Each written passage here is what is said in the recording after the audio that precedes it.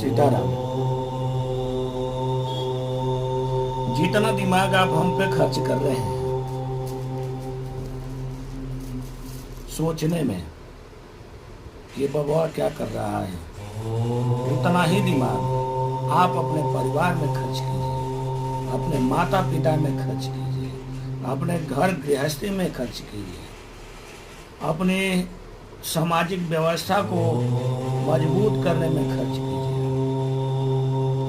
बाकी ये आपसे नहीं होगा। क्यों?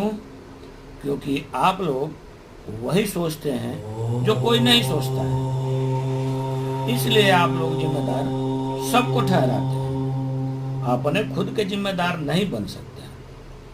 अपने खुद जिम्मेदार बनिए और खुद कार्य कीजिए। हमारे बारे में मत सोचिए, मैं कहाँ हूँ, कैसे हूँ, क्या करता हूँ।